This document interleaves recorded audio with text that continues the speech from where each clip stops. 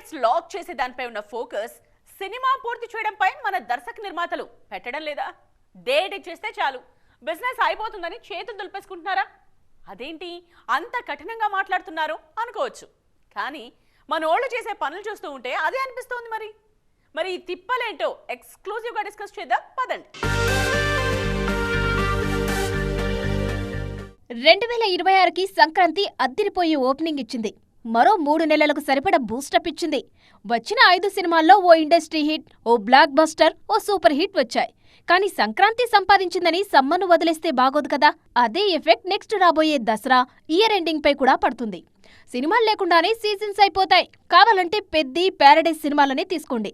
మార్చి 26, 27 తేదీలో వస్తాయని ఏడాది కిందే డేట్ లాక్ చేశారు. కానీ చివరి నిమిషంలో 2 వాయిదా పడేలా కనిపిస్తున్నాయి. కొత్త డేట్ కోసం ఓటీటీ డీల్స్ రీకన్సిడర్ చేయాల్సి ఉంటుంది. వాళ్ళు చెప్పిన డేట్కే నిర్మాతలు ఓకే అనాలి. ఒకవేళ ప్యారడైజ్ పెద్ది రాకపోతే ఈ సమ్మర్ కూడా గత వేసవిలా మోడుబారిపోతుంది. మేకర్స్ ప్లానింగ్ అంతా ఏదో ఫ్యాన్స్ ను సాటిస్ఫై చేయడానికో లేదంటే వాళ్ళ సినిమా బిజినెస్ కోసమో అన్నట్లుంది. ఓటీటీ డీల్స్ అయిపోయాక రిలీజ్ డేట్ మార్చడం ఈజీ కాదు.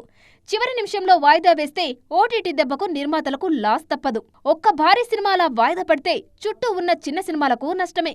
మొన్న అఖండ 2 సమయంలో ఇది చూసాం. 10-15 పెద్ద సినిమాల కోసం 200 చిన్న సినిమాలు చంపడం కరెక్టేనా?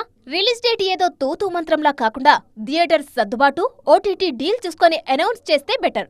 ఈ ఒక్క ఏడాది విశ్వంభర, ఉస్తాద్, ఫౌజీ ఇలా ఎన్నో పెద్ద సినిమాల డేట్స్ ఇంకా లాక్ అవ్వలేదు. అన్నీ చూసుకున్నాకే ముహూర్తం ఖరారు చేద్దామని మేకర్స్